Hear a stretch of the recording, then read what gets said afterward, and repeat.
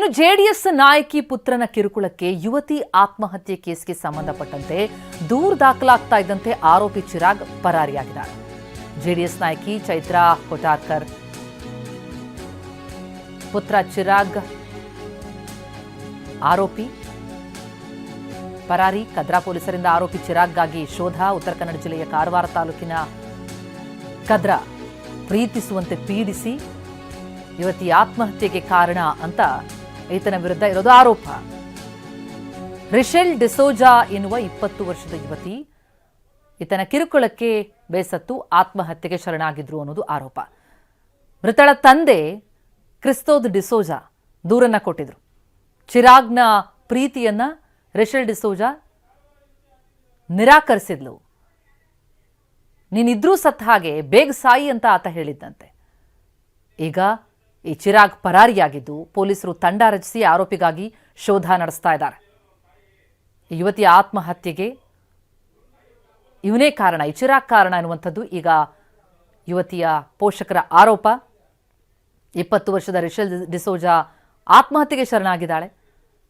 ಈ ಪ್ರಕರಣಕ್ಕೆ ಸಂಬಂಧಪಟ್ಟಂತೆ ಈಗ ಚಿರಾಗ್ಗಾಗಿ ಹುಡುಕಾಟ ನಡೀತಾ ಇದೆ. ಚಿರಾಗ್ ಪ್ರೀತಿಯನ್ನ ರಿಶೆಲ್ ನಿರಾಕರಿಸಿದ್ಲಂತೆ.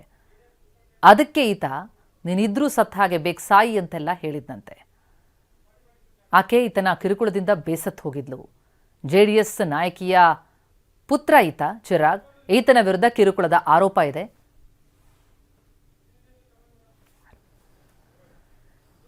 ಈ ಬಗ್ಗೆ ಇನ್ನಷ್ಟು ಡೀಟೇಲ್ಸ್ ಅನ್ನ ನೀಡ್ತಾರೆ ನಮ್ಮ ಪ್ರತಿನಿಧಿ ಸೂರಜ್ ಈಗ ಸಂಪರ್ಕದಲ್ಲಿದ್ದಾರೆ. ಸೂರಜ್, ಈ ಜೆಡಿಎಸ್ ನಾಯಕಿಯ ಪುತ್ರನ ವಿರುದ್ಧ ಈಗ ಏನು ಗಂಭೀರವಾದಂತಹ ಆರೋಪ ಕೇಳಿ ಬರ್ತಾ ಇದೆ, ಆತ ಎಲ್ಲಿದ್ದಾನೆ ಅನ್ನೋದ್ರ ಬಗ್ಗೆ ಏನು ಸುಳಿವು ಸಿಕ್ಕಿಲ್ವಾ?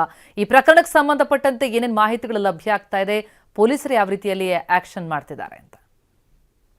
ಖಂಡಿತ ಪ್ರತಿಮಾ, ಏನಂದ್ರೆ ಚಿರಾಗ್ ಕೊಟಾರ್ಕರ್ ಅಂದ್ರೆ ಕಾರವಾರದ ಈ ಹಿಂದಿನ ಜೆಡಿಎಸ್ ನ ಅಭ್ಯರ್ಥಿಯಾಗಿ ವಿಧಾನಸಭಾ ಕ್ಷೇತ್ರದ ಅಭ್ಯರ್ಥಿಯಾಗಿರುವಂತಹ ಚೈತ್ರಾ ಕೊಟಾರ್ಕರ್ ಅವರ ಪುತ್ರ ಚಿರಾಗ್ ಕೊಟಾರ್ಕರ್ ಮತ್ತು ಕದ್ರಾ ಗ್ರಾಮ ಪಂಚಾಯಿತಿಯ ಸದಸ್ಯ ಡಿಸೋಜಾ ಅವರ ಮಗಳು ರಿಶೆಲ್ ಡಿಸೋಜಾ ಅವರ ಪ್ರೀತಿ ವಿಚಾರವಾಗಿ ನಿನ್ನೆ ಯುವತಿ ನೇಣಾಯಿನ ಹಾಕೊಂಡಿದ್ದಾಳೆ. ಆ ವಿಚಾರವಾಗಿ ಈಗಾಗಲೇ ಪೊಲೀಸರು ಸಹಿತ ತನಿಖೆ ನಡೆಸ್ತಾ ಇದ್ದಾರೆ. ಅಂದ್ರೆ ಪ್ರಮುಖವಾಗಿ ಏನಂದ್ರೆ ಈ ಚಿರಾಗ್ ಮತ್ತು ರಿಶೆಲ್ ನಡುವೆ ಪ್ರೀತಿ ಇತ್ತು ಅಂತಾನೂ ಸಹಿತ ಈಗಾಗಲೇ ಚಿರಾಗ್ ಕಡೆಯವರು ಈಗಾಗಲೇ ಹೇಳ್ತಾ ಇದ್ದಾರೆ. ಯಾಕಂದ್ರೆ ಈಗಾಗಲೇ ಈ ವಿಚಾರವಾಗಿ ಚಿರಾಗ್ ಪರಾರಿಯಾಗಿರುವ ಹಿನ್ನೆಲೆಯಲ್ಲಿ ಚಿರಾಗ್ನ ತಂದೆ ತಾಯಿಗೂ ಸಹಿತ ಕರೆದು ಕದ್ರಾ ಪೊಲೀಸರು ವಿಚಾರಣೆ ಮಾಡಿದ್ದಾರೆ. ವಿಚಾರಣೆ ಮಾಡಿದ ಸಂದರ್ಭದಲ್ಲಿ ರಿಶೆಲ್ ಮತ್ತು ಚಿರಾಗ್ ನಡುವೆ ಪ್ರೀತಿ ಇತ್ತು ಅಂತಾನೂ ಸಹಿತ ಹೇಳ್ತಾ ಇದ್ದಾರೆ. ಆದ್ರೆ ಅವರ ತಂದೆ ಮಾತ್ರ ಇವರ ಕಿರುಕುಳದಿಂದನೇ ಆತ್ಮಹತ್ಯೆ ಮಾಡ್ಕೊಂಡಿದ್ದಾರೆ ಅಂತಾನೂ ಸಹಿತ ಹೇಳ್ತಾ ಇದ್ದಾರೆ.